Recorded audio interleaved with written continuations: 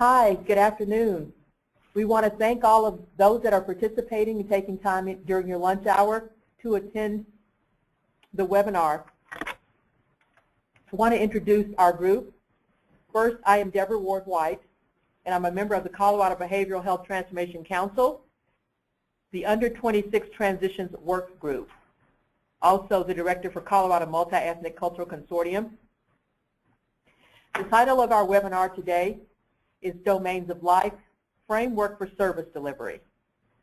We first, before we get started, want to thank Colorado Department of Public Health and Environment for their major sponsorship and support in helping us put this webinar on. Domains of Life is a subject matter under the heading of Transition to Independence Process. It is actually a framework by which service delivery is delivered. It is an evidence-supported practice model. It can be delivered by personnel such as case management, wraparound facilitators, transition specialists, or other personnel. It is also a model that can also be used concurrent with other evidence-supported interventions and prevention practices. The TIP model, otherwise known, which is the acronym for Transitions to Independence, is also a system of care model used to address system of care systems fragmentation, such as mental health, education, justice system, substance abuse, voc rehab, child welfare, employment, housing, and other systems that are considered human service systems, helping them to come together with the young adult as the focus of interest. Next slide, please. How to participate in the webinar. Submitting questions. Using the chat box to submit questions or comments. Type your comment or question in the small box at the bottom of the chat box. Click the arrow button to the right. Type in your name and comment will appear in the red on your screen indicating submission. Questions are directly submitted. For practice, in the chat box, please type your name, your town, and just for interest, your favorite ice cream.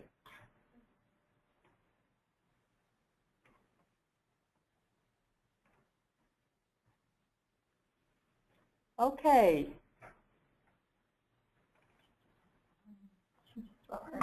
She's like that too. Okay. Mm-hmm.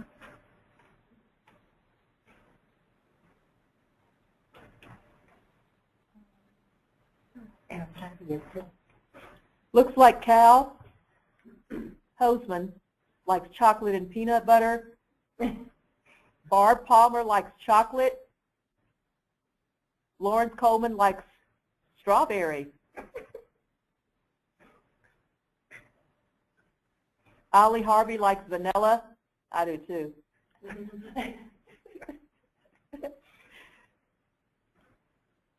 Jody Geis likes Rocky Road. That's a good one.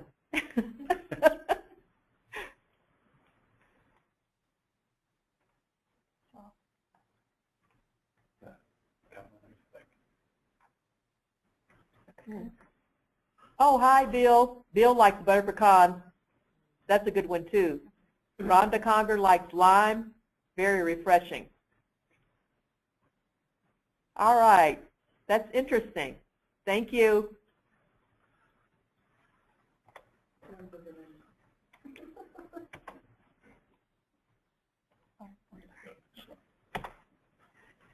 Okay. The purpose of our webinar is to educate the community and public about the needs of young adults, their families, and their support teams that are transitioning from childhood to young adult behavioral health, mental health services, and to advocate for an integrated, culturally, linguistically responsive system of care, a system of change, development, and strength-based service model for transitioning young adults and their families. So what we're going to be presenting on is best practices, the framework for that, and then some action steps. Next slide, please. All right, we're going to get into the real nitty-gritty of this.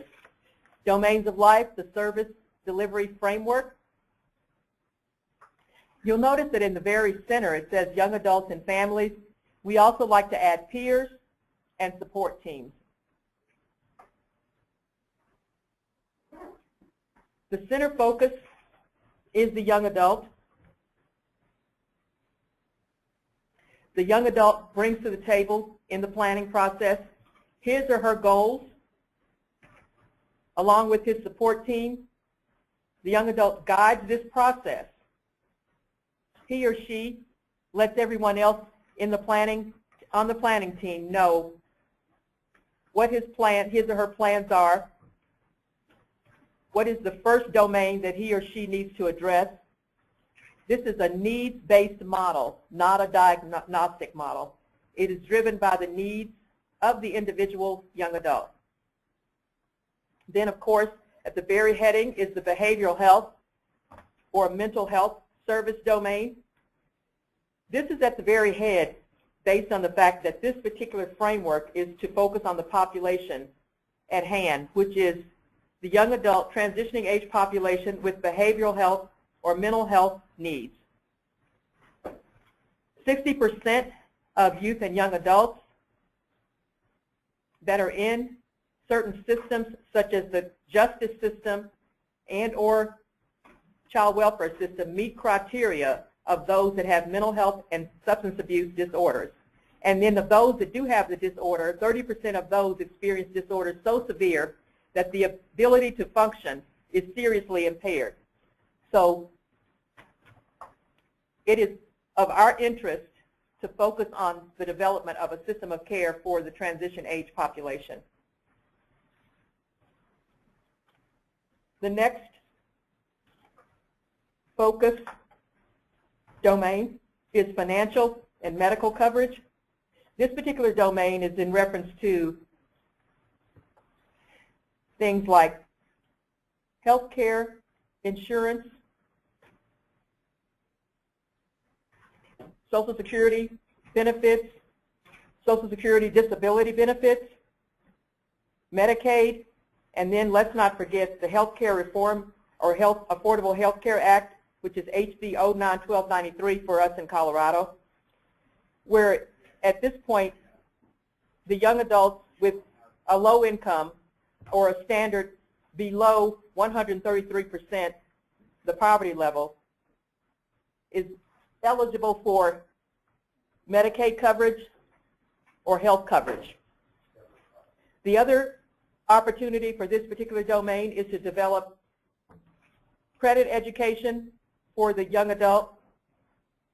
At this point also would be a good time to introduce banking skills, opening up a bank account.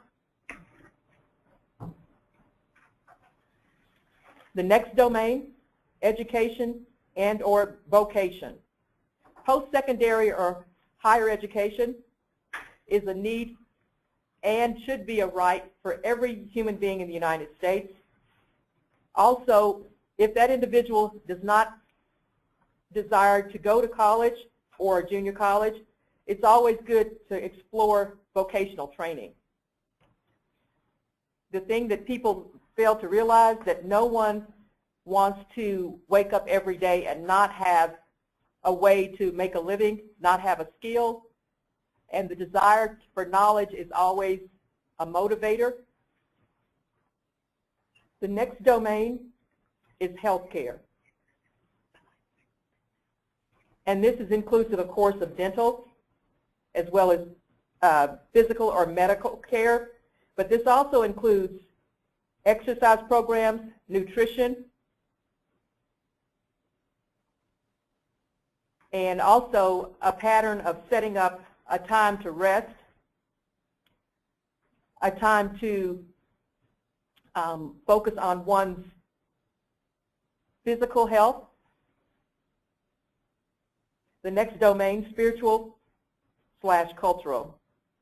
Everyone has a belief system. Everyone has a demographic. Everyone comes with a value system. Also, the variance between age, gender, the environment in which one lives.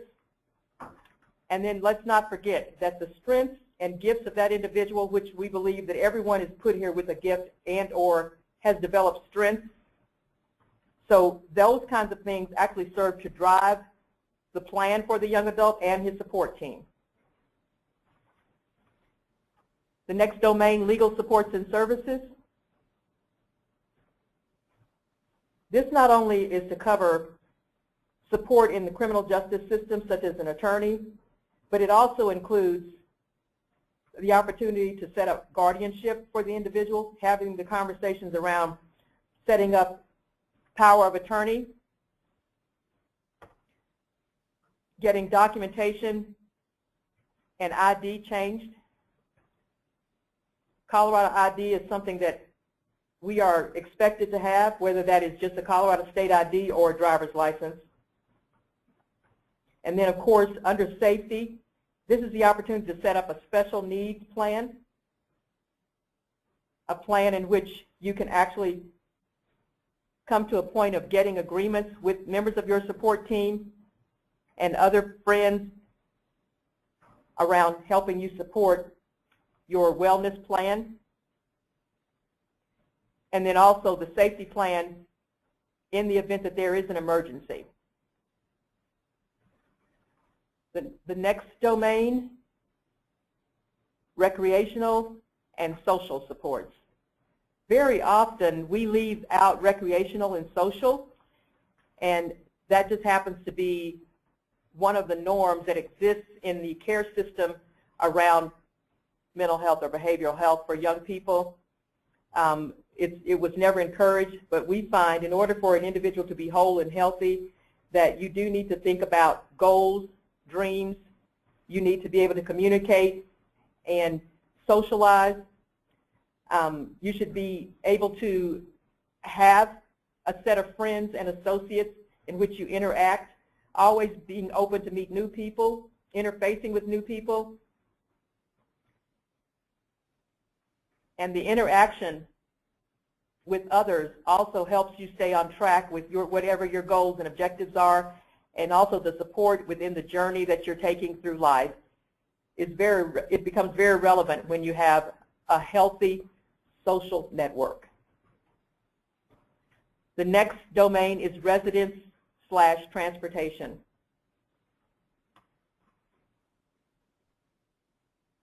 Every human being has a right within the framework of respect and dignity to have a safe place to lay their head, a safe home environment,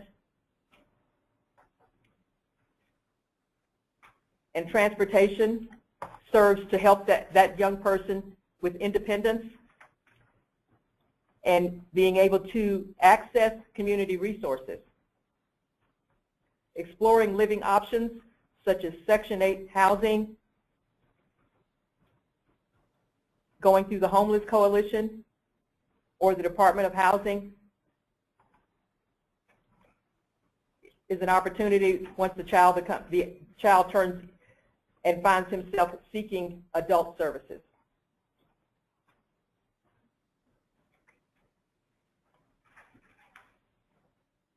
Next slide, please. Let's resource the domains that we just talked about. As you can see, we've got community-based mental health centers, faith-based programs, school-based programs, culturally responsive and developmentally appropriate services. Under the homeless or the housing or residence piece, we've got resources such as Section 8, the Homeless Coalition, which I just spoke of, Second Chance, transitional housing programs within the mental health centers, Bridging the Gap, Office of Local Affairs, Office of Homeless Youth Services. Under recreation, we've got art, music, athletics, vacation. I would also like to give a plug for the Y, since a lot of us may not be able to afford a health membership, and so places like the Y or the recreation center at the park also is a good avenue to support recreation as well as social interaction. Under vocation and supportive employment as well as Job Corps, those are the types of programs that support employment and vocations. Higher education, community college, let's not forget the opportunity to look into scholarships, and then other support mechanisms for education. The Legal Center provides legal support, Children's Poverty Law Center, and then of course the actual justice system has resources as well, such as court-appointed attorneys. When it comes to behavioral health services, again, which things like community managed substance abuse providers, community health centers, your primary care physician, and then what is very most commonly resourced is emergency room. Under the finance piece or health care coverage piece, commercial insurance, the healthcare exchange, Medicare, Medicaid, SSI, and SSDI. Next slide, please. The Colorado System of Care principles and practices, we want to review those. In any event, when we are creating a treatment plan or a service plan for a young adult, we want to make sure that we are focusing on these particular guidelines. We need to know that the young adult and or the consumer is actually the focus at the center of the plan, and also they are driving their own plan. We need to respect the fact that the plan needs to be individualized, curtailed to that individual's needs and strengths. Services often are not integrated, nor are they collaborative. Many times we say that we're collaborating, but actually we are not. We might be there just to coordinate services, but we're really not working together. That's a value within system of care that we should all be aware of. The family, young adult, and the professional partnership should be equal in the design of working and creating a plan for the young adult. I spoke of being able to focus on the individual strengths and gifts of that young adult. The rights and protection, and then the availability of having advocacy and supporting that young adult to be able to self-advocate for his or herself. Safety for the young adult as well as the community is always part of creating the plan. Making sure that services are culturally, linguistically, and developmentally responsive to that individual. Early identification always makes a difference in positive and successful outcomes, and then making sure that the services are utilized as well as accessible. A seamless and smooth transition from childhood into adult services is always part of the plan. The gaps that exist right now within our various systems serve to cause barriers and struggles and stand in the way of the young adult being successful in the transition process. Having community-based services, services that are within reach within the community. Who wants to have to travel all around town, the furthest place to be able to access services? Also, remember, the system will go away, so we want to make sure that we're pulling in as many natural and alternative supports from the very beginning. That way they're there once the system is gone. Outcome-based, that's a particular attribute that is often overlooked, but we all know that outcomes serve to sustain a particular model.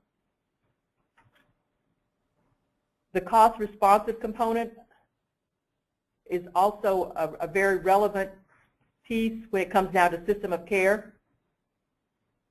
And then, of course, we want to make sure that the setting by which services are delivered is in the least restrictive environment. Next slide, please. This is a little bit of statistical information for Colorado when it comes down to behavioral health for young adults. 1,678 alcohol-related emergency room visits by those 21 and under. The cost per day to detain a young adult or youth, $191.48, and that does not include medical care. That's the detention piece around incarceration. We are 47th in the nation for children of color needing treatment, but yet no access to treatment. 15th in the nation among persons 12 and older needing substance abuse treatment, yet no access to timely treatment. Colorado actually spends $7.95 per child versus nationwide the average cost is $37 for treatment. 70% of youth in the justice system have experienced trauma by age 6. 66.6% of young adults in the criminal justice system have never been treated for trauma, nor have they been diagnosed. Here's my contact information, just briefly. Again, Deborah Ward White. The acronym for CMIC is Colorado Multi-Ethnic Cultural Consortium, and FAC is Family Agency Collaborative. You have my email address and phone number. I want to thank you, and I'm going to turn it over now to Katie, and Katie represents DDRC, Developmental Disabilities Resource Center. Thank you. I feel like I just want to mention Colorado needs some help. After that slide, I was like, all right, we got to work together to do something. Thank you, Deborah, for that great overview. I think that I work for the Developmental Disabilities Resource Center. We are a community center board that supports people with developmental disabilities. Under the state definition, there's a federal definition and a state definition, and we work with the state definition. And there are 20 community center boards around our state, and we serve Jefferson, Clear Creek, Gilpin, and Summit counties.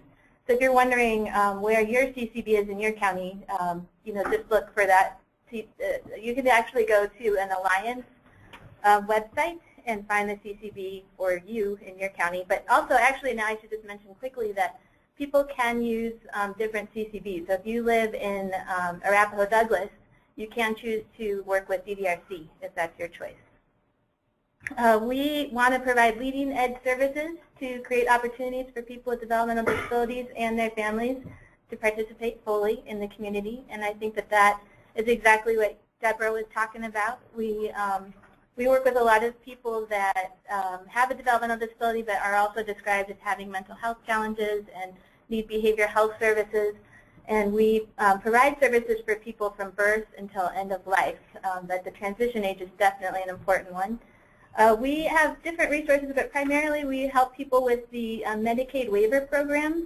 It's a little bit different than straight Medicaid insurance, but our state has some Medicaid waiver programs available.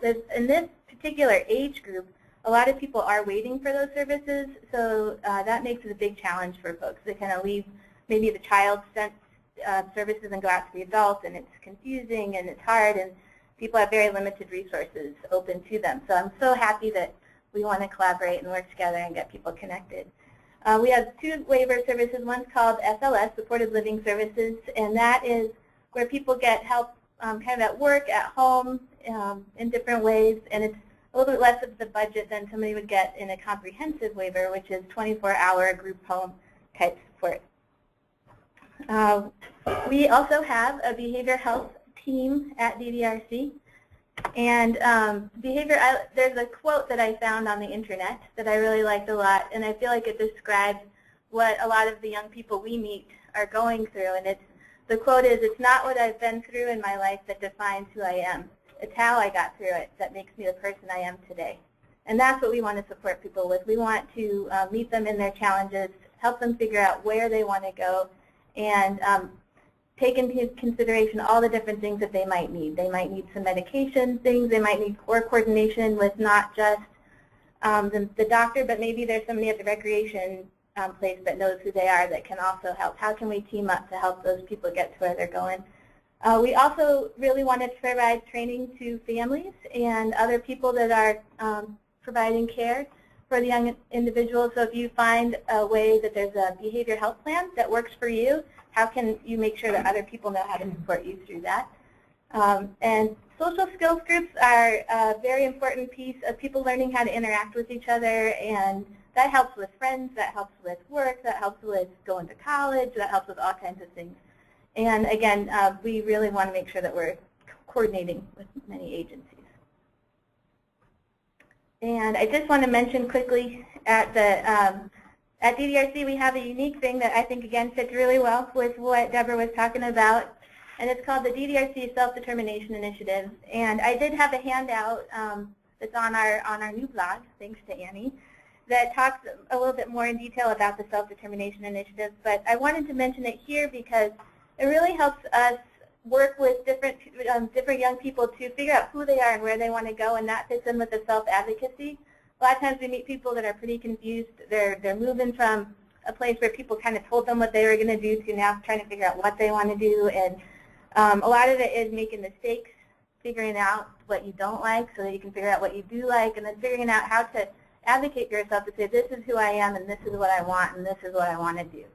And we use person-centered planning for that. We typically use a process called PATH planning, which is Planning Alternative Tomorrows with Hope. But it's a really neat time to sit together with the person in the center, just as we saw in Deborah's sample there, and just figure out what they want to do. And nobody's allowed to say, oh, you can't do that, or that's not going to work out. Instead, it's about how are we going to problem solve together to help you get to where you're going. And I think the important thing here in this initiative is, Deborah said, the system's going to pull out. So this initiative is a jump start. If we have done this successfully, we figured out things that people can do, help them get there, and then we can disappear. And ideally, they're still able to do that. And again, collaboration, can't talk enough about this. And I love this quote that I found on the internet again. If Plan A didn't work, the alphabet has 25 more letters. So keep trying, keep going. You know, and I think that I just want to reiterate what Deborah said too. People have used this grant to do job development, to go to college, to get support to go to college. They've started small businesses. They've gotten furniture for apartments. There's just a lot of different things that we can do for young people to give them that jump start support to where they're going. Amazing. Thank you. Oh. Sorry, I was just going to finish. Sorry, now I would love to introduce Rose Clement with the Centennial Mental Health Center. Hi, everybody. It's actually Rose Clement. I have to correct that. That's okay. All right. Hi, I'm the Youth and Family Clinical Coordinator at Centennial Mental Health Center, and I'm here today to talk to you about the transition and process to independence process, which is normally called TIP. We just call it TIP. That's much easier to say. Okay. So I just wanted to add a slide to tell you who we are and where we are. We are. Oh, my map didn't come up in the corner there.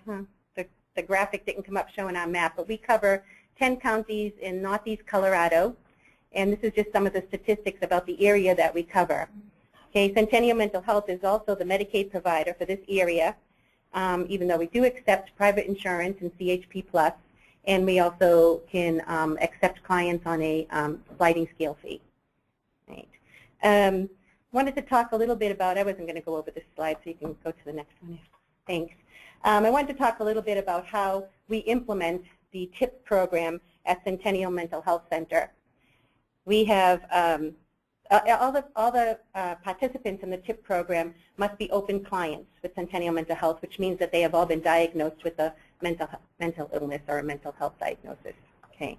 The mentors see participants are youth from 14 to 17. And we're lucky that we have a mentoring program which is funded through the HAY grant, the Hospital Alternative for Youth grant through the state.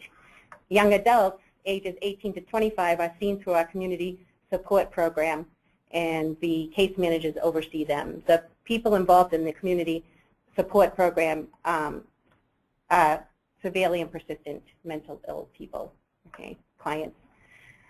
They are all trained in TIP, and I did have a handout that explained TIP a little bit more, and it has its website on there. And if you go to, I think it's called tipstars.org, there's a training program there that you could train online. It's pretty intense, has some pretty stringent tests that you have to take that are difficult, but it's an excellent training, and you may also purchase their books online to help guide you when you're working with the participants in the TIP program. We also have a vocational program through the Division of Vocational Rehab, who's also at the table here, and we have 2 full-time coordinates that work that program, which is really helpful because they help set up jobs or go out and seek agencies or employers who want that are willing to take some of these people into job programs there. We're currently implementing it in the Northeast, the Central, and the South region, and we plan to add the East region very, very soon. Okay. I wanted to throw a shout out to the peer specialists. We just developed a peer specialist program. We have 4 paid positions and 10 volunteers. They provide peer support, completion of the APPR, which is the RAP program that's on the SAMHSA site, okay, with the clients. They assist with resources in the community, which is very important, especially with the TIP program. That's very important, and some basic case management services. They also provide supervision for the wellness. It's called the wellness line, yes, and they do some psychoeducational for in a group setting. Okay, the reason that we want to talk about TIP today is because it fits very, very well in with all of the domains of life, and also the system of care principles, which Deborah talked about earlier. Okay, it covers all of those areas. That's good. Okay. Yep. But I also needed to talk about some of the barriers okay, to running a program. Okay. Funding is number 1. We all want funding, and we're very lucky that we have the Hospital for Alternatives for Youth funding source and the Folk Rehab funding source. That's great. And Centennial has supported the CFP program for a very, very long time. So they're more than willing to fund the TIP program within that program, anything that helps the clients. It is a voluntary service. And I think Ty is going to talk a little bit after I do about the stigma of coming to a mental health center to get services. And that's always tough because sometimes they'll be there for a little while and then they'll just drop out. And since it's voluntary, we really don't have any leverage to keep them into in the program. We do serve a lot of court-ordered clients, and most of them are there just to do what the court wants them to do, and then they're out of there. So they don't want to participate in anything extra. So once we get them into TIP, once their services are over with the court, they tend to leave also. Support systems is very important, and we want to build bridges with agencies and with families and friends who can support the clients in their journey to independence. A lot of them have burnt their bridges with their support systems, and so it's really tough sometimes to build those back up. Okay, but we want to make sure that when they leave Centennial, they do have those natural supports that Deborah talked about earlier. Okay, this is where the support, the peer specialists and the mentors and the case managers come in real handy because they're very good at doing that. The history of untreated or misdiagnoses. Okay, you know, when we're dealing with clients who are suffering from depression or anxiety, social anxiety, low self-esteem, may have legal issues, school issues, lack of education, lack of finances. Some clients have some of these, some clients have all of these. So that's very, very different. One of the things, too, is that they're not always aware of the resources in their areas, and our areas don't have a whole lot of resources. So it's really important to hook them up with as many resources as we possibly can. The mentors and the caseworkers, they work very, very closely with the therapists, okay, to make sure that they are addressing the issues, the emotional and social needs of the clients that are in the CHIP program. That's very important, as well as building that support system. So if you want to look further into this, I did put a little what we call our one sheet with the handouts on our CHIP program at Centennial, but we're also at www.centennialmhc.org, and you can look it up there. Thank you. And I am now, and oh, I just wanted to put a shout out too, because I noticed that 2 of our mentors and 1 of our case managers is on the webinar, and also Jody, who is my cohort. She oversees the CHIP program for the adults. And I'm going to turn the phone over to Ty now. Ty Smith.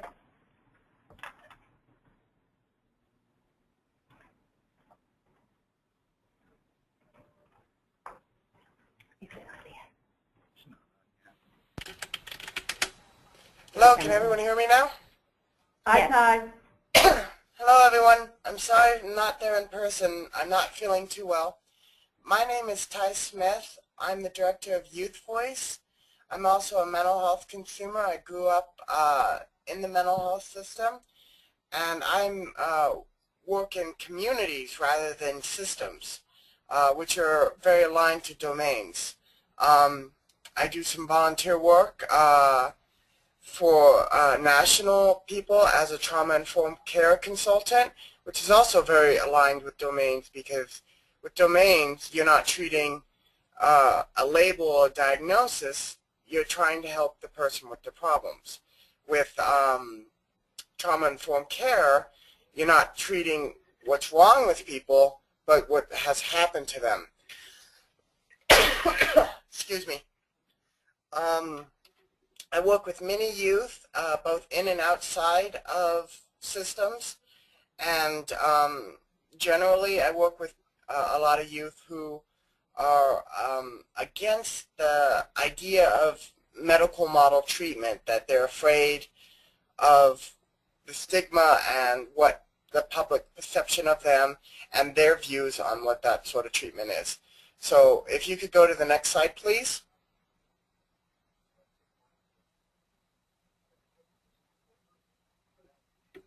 So medical model versus domains of life.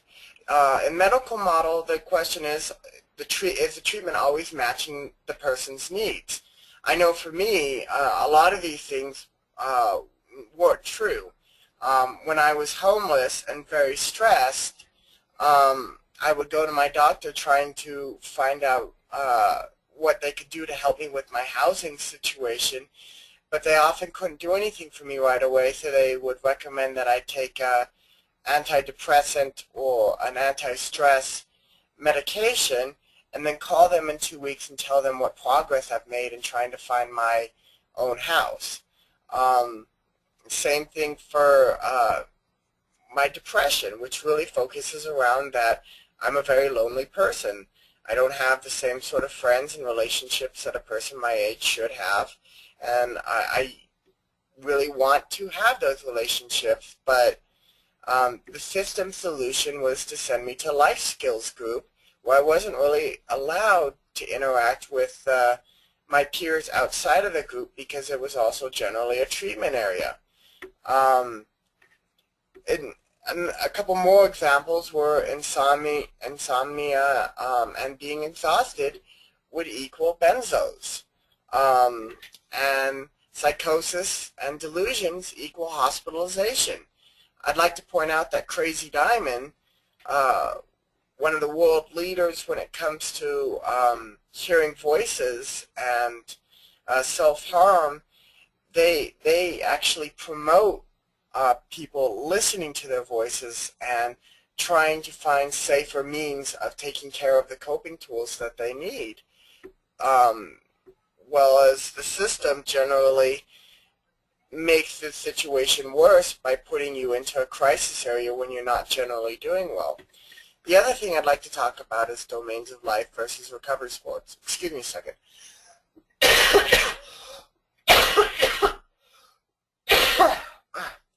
Excuse me.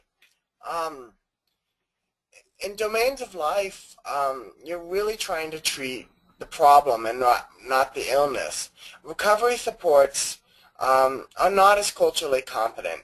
First of all, you have to acknowledge that there is something wrong and something has had happen to be able to recover, which doesn't always feel like it applies to everyone, but it also waits until the last minute, till the people hit the rock bottom. Domains of life can work with people both inside the mental health system and in any age range to address the needs of that person. So if I was struggling with depression and my coping tool was using substances, I wouldn't have to first get rid of the substance issue in order to seek mental health treatment. I would be able to address both problems at the same time, which is much preferred than waiting until I have to deal with one problem and then try and recover from that one problem to address the root of that problem. So if you could go to the next slide, please. I also want to say that Domains of Life are a cost savings tool. This is the Behavioral Health Transformation Council's high-end utilizer report, and they had a cost savings analysis done in Colorado on what it was like for the high-end utilizer population, which a good portion of is transition age. And the data and the information really reflects and shows that if we spend the right money in the right places, which is domains of life, like education, housing, employment, we actually typically save money. And if you go down to the bottom, you start to see why we save the money, because we see how much these different treatments that are very expensive cost and add up, because they're not, the youth and the consumer aren't getting the adequate services right the first time. And this is only the cost savings. It doesn't talk about the human cost, where you have, lives saved because people who are suicidal don't feel listened to and feel like people care about them and feel like people are trying to meet their needs. You have people who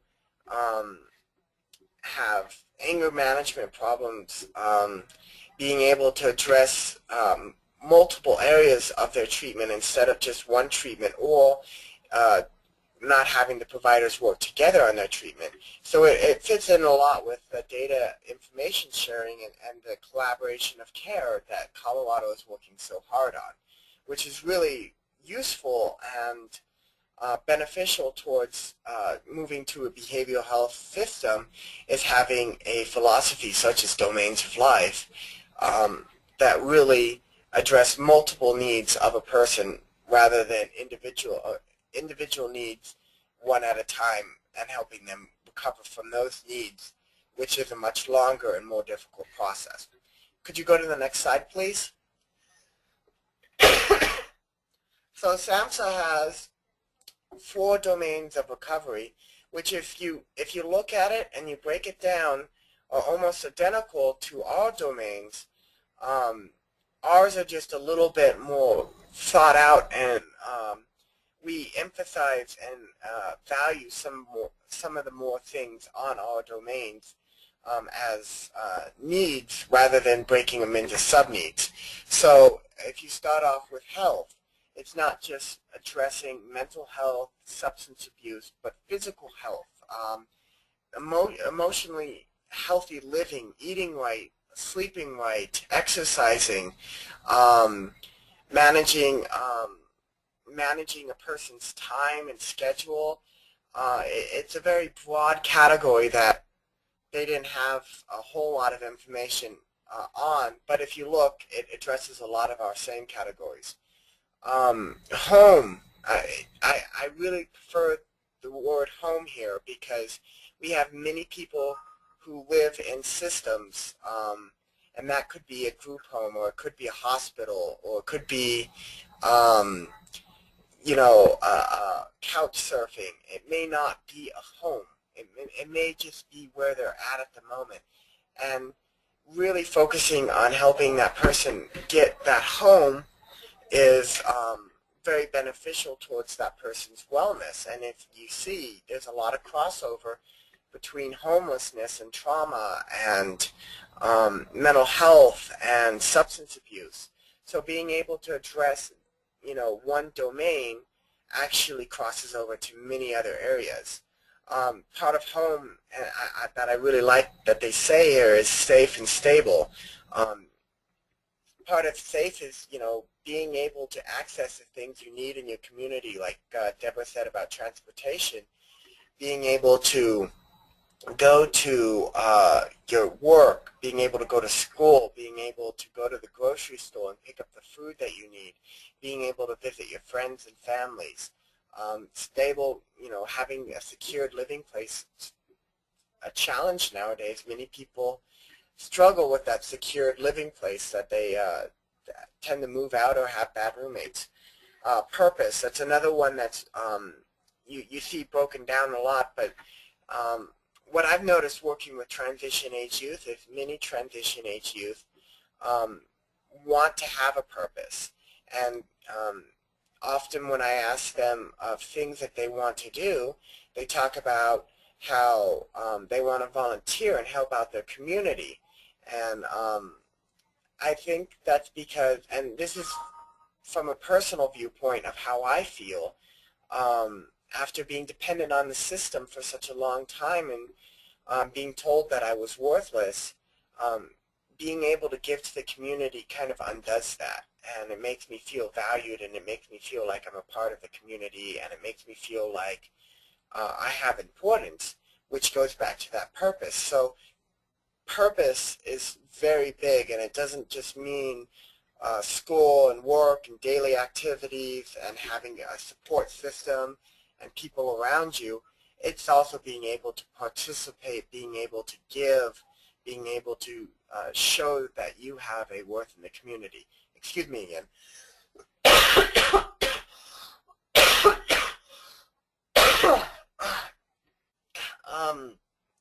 Community is another really important one. For anyone that's ever heard me talk about social support networks, I believe that they're the key to recovery. That in today's world, you can't survive without social support networks. And if you were to apply for a job, or if you were to get a car or a line of credit or first month's rent, you need those social support networks in order to have references. If you're having a bad day, you don't typically go to your caseworker or your doctor. You first go to your friends and your family and you talk to them. Being able to love someone and have that feeling return is part of being human. Having friendships, having a social connection. If you look at a lot of the tragedies that have recently, a lot of those people had very poor social support networks. So that's also a good prevention tool. It's also very it's very cheap to enroll social support programs. They're just the key to recovery in my opinion, and every story of recovery that I've ever heard always started with that other person, and sometimes that other animal that was there for them, that helped them turn around from that rock bottom and start to work to get better. So social support networks it's just vital. And again, feeling like you're a part of a community and part of something bigger, and not just yourself by yourself. Again, I want to say there are actually several different domains of life programs out there.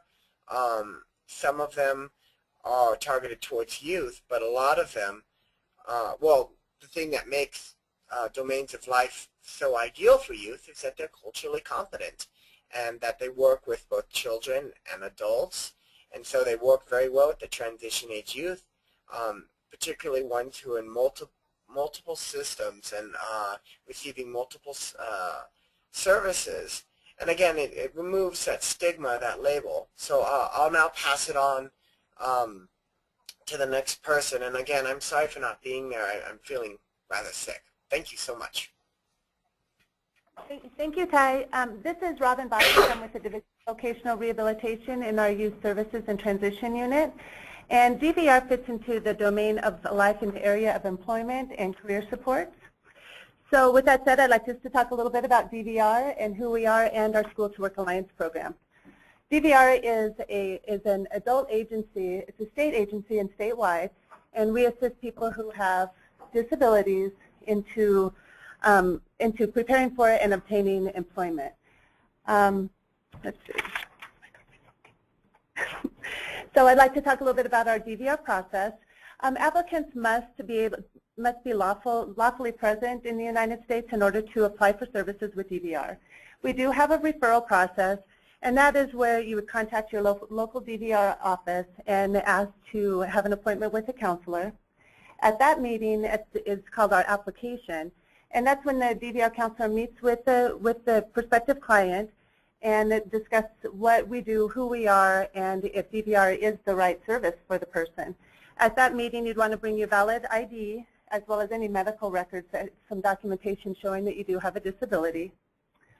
The next meeting would be for the DVR counselor to determine eligibility. And our eligibility process is that a person must have a documented diagnosis.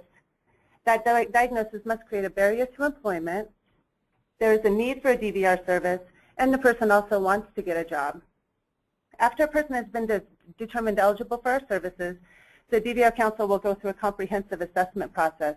And that is when the counselor begins the vocational guidance and counseling process, which a lot of our information is based on assessment, one-on-one interviews, just to name a few.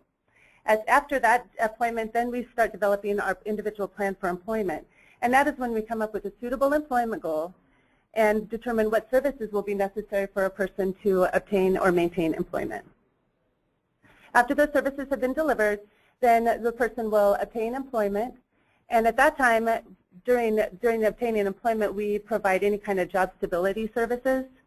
After somebody has been determined that they have had job stability for 90 days, then the DVR counselor will close the case for our services. So now I'd like to talk a little bit about our School to Work Alliance program. Our SWAT program is a partnership between DVR, the Colorado Department of Education, and our local school districts. They are a subset of services to DVR. They're collaborative in nature and enhance our transition mandates. Youth are between the ages of 16 and 25 with mild to moderate employment needs. This focus, in order for someone to apply for our services, their focus has to shift from academic to vocational, and the youth must be an applicant and eligible for our DVR services, as well as being available to participate in the DVR process. Some of the youth that would not be really appropriate for our DVR services, but definitely for our SWAP services, but definitely for DVR services, the SWAP youth don't have real involved employment needs. There's no ongoing legal problems that make participation difficult. There's no need for long-term services or extensive skills training, and SWAP kids or youth do not need supported employment services. So that's all this. I'm going to turn it over now to Amy. Hi. Good afternoon, everyone. My name is Amy Breaux, and I am with Mile High United Way Bridging the Gap.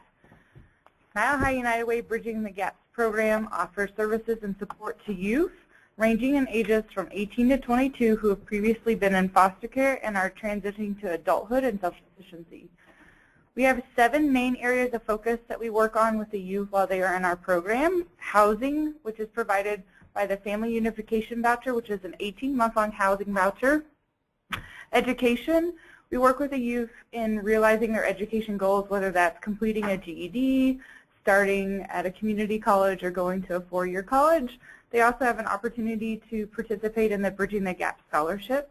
Employment, we work with different community agencies in order to get the youth involved in employment. Also, they have opportunities to participate in internships while in our program. Medical home, just like Deborah mentioned, as well as other members of the committee have mentioned, there is a need in order to get the youth to realize the importance of a medical home instead of going to the emergency room for their basic medical needs. Having a consistent doctor and just helping them realize the importance of that. Asset development, while the youth have the opportunity to engage in an individual development account while being a part of Bridging the Gap, which is a one-to-one match savings account that the youth can participate in. Community connections. BTG youth have opportunity to engage in several different community connections, as well as at Mile High United Way, as well as youth engagement, which the youth have an opportunity to participate in Youth Voice, as well as different Bridging the Gap events. Why is housing important? I think several people have obviously listed the reasons, but here are a few statistics. Youth who leave the foster care system are becoming homeless at alarming rates. Between 12% and 36% of former foster youth experience homelessness. After leaving foster care, 32% of youth reported changing living situations 5 or more times within 2 to 4 years. To successfully transition out of foster care system, youth need safe and stable and affordable housing. Such housing is vital to the ability of older youth in care to maintain steady employment, access health care, pursue higher education, and in some instances, care for their children. Next slide. The Family Unification Program Housing Voucher is an 18-month-long housing choice voucher to eligible youth who are aged out of foster care. The program is administered by Bridging the Gap, Mile High United Way, and the Colorado Department of Local Affairs Division of Housing. The object of the housing voucher is to help assist youth in foster care in meeting their basic housing needs as they begin the challenging transitions process out of foster care and into adult self-sufficiency. The Family Unification Program provides 18-month-long housing voucher to eligible youth who have aged out of foster care. Youth who are eligible for the Family Unification Voucher were in foster care on or after their 16th birthday and are in between the ages of 18 and 22. Our voucher is good in 5 metro area counties, which include Adams, Arapahoe, Denver, Douglas, and Jefferson. And participants pay approximately 30% of their monthly income towards their rent, and the Family Unification Voucher helps them pay the rest. We talked a little bit about who is eligible. Also, while in the Bridging the Gap Family Unification Housing Program, each youth is assigned an independent living coach like myself, and the independent living coaches help them realize their goals while in the program, as well as provide wrap services to help the youth reach these goals. I've highlighted a few kind of ideas of the goals. Next slide, please. The goal of youth while in the Bridging the Gap program is that they will help the Bridging the Gap goals. Youth will move into affordable and safe and stable housing as they begin the transition process out of foster care, out of transitional living, and into adulthood and self-sufficiency. There are benchmarks that we work with the youth on. 6-month benchmark. Youth have attended a tenant briefing. They have found housing and are leased up. They have moved in to their apartment and have the basic necessities provided to them by the independent living coaches through move-in kits. 12 months, youth are maintaining housing. Annual inspection has been completed, as well as having the conversation of a transition plan. 18 months, 75% of the youth have completed their 18-month housing voucher and transition into affordable and stable housing in order to be able to maintain their self-sufficiency. And that is it. Thank you, Amy. We want to thank everyone for their time in coming to attend our webinar today. Also, you'll look on the webinar, and there's an evaluation form that we would like for you to take the time to fill out. At this time also, if we have any questions and would like to present anything, any subject matter related to our presentation for discussion,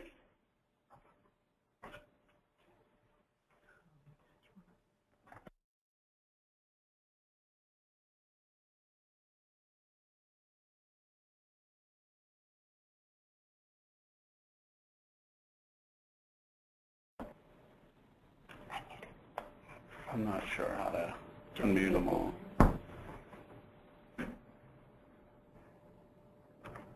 So we may have to ask folks to write their question.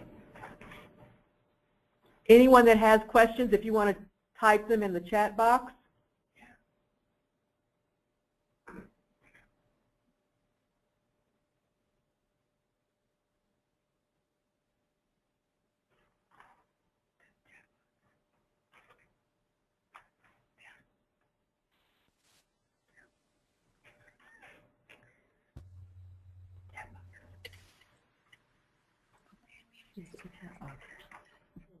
There you go.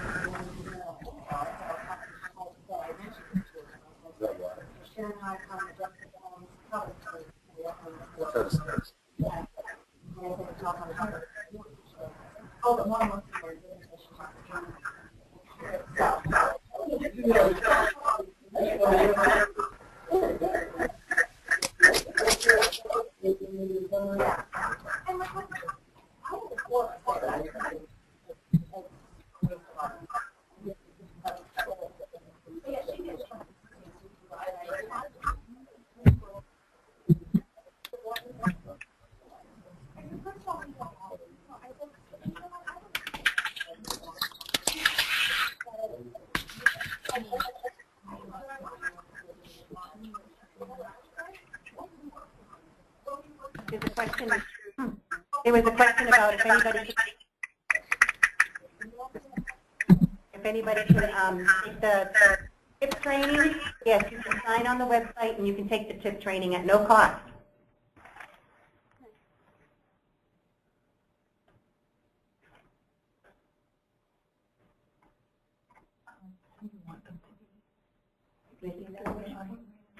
If they can, yeah. So we can let them know we can take questions. Oh, Barb wants a repeat of that answer. Rose. The TIP training? Yeah. Can you type it in? You typed it in? So you're live. You can. I can talk. Okay, Barbara, you asked for me to repeat that question. This is Rose. Yes, you can go on www.tipstar.com, okay? And that takes you right to the area of the TIP training, which is free of charge. I like that part.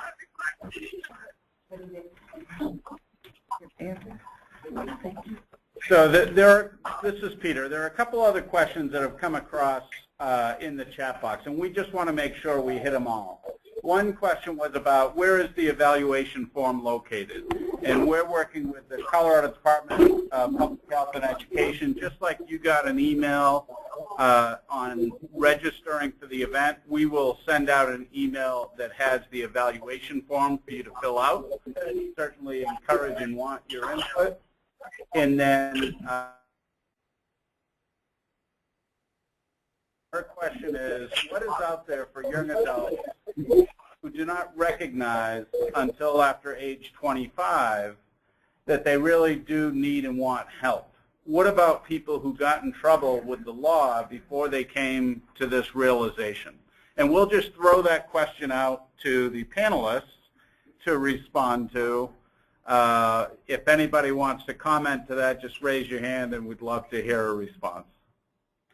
I think that speaks to the whole need of this webinar of how we're trying to develop a systems of care, because there isn't maybe a lot out there, but maybe there are some resources that clearly people don't know about, and how do we? Lori, on my presentation, I listed a particular resource called Second Chance, and also another resource called Charity House. Those are two resources that do help those individuals that are 25 and older, and they've been caught up with the justice system. But in reality, there is really no system, regardless of what we're referring to. That's why we're promoting this particular model, because it is a vehicle by which we can actually bring together all of these systems to create a unified system of care. And the Division of Vocational Rehabilitation, we work with people of all ages if there's a disability that impacts somebody's ability to get a job and to maintain a job. So anybody can apply for voc rehab services. Thanks, everybody, for chiming in and responding to that question. Appreciate that. There's a follow-up question regarding the TIP training, and it asks, is there a cost if you go online and take it? And I just want to ask Rose to reiterate the answer to that. No, there is no cost to take the online training, and I thank Rhonda for putting up the exact website. But TipSTARS will take you to the training piece of it.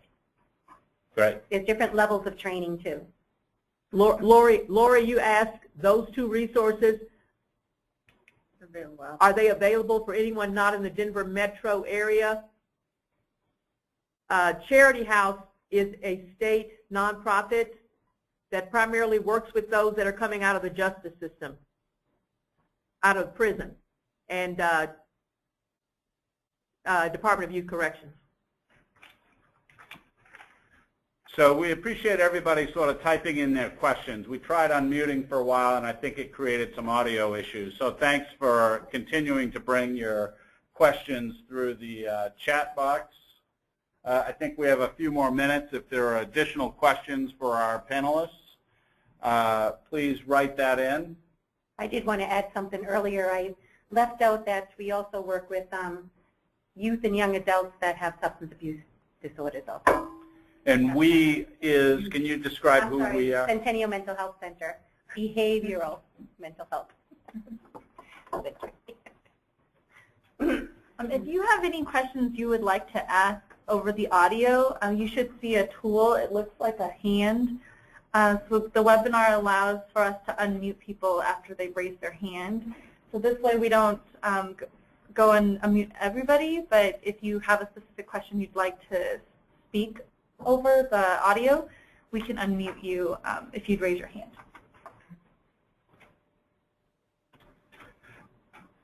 We also appreciate everybody who's written in comments to us. It's always nice to see what those comments are. Thanks for your comments.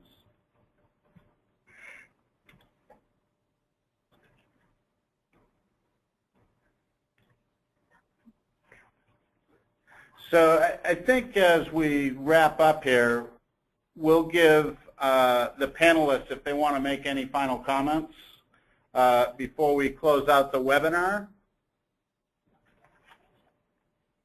Also, we would like you to know that there is also information posted on our blog site for the materials, backup materials, and handouts.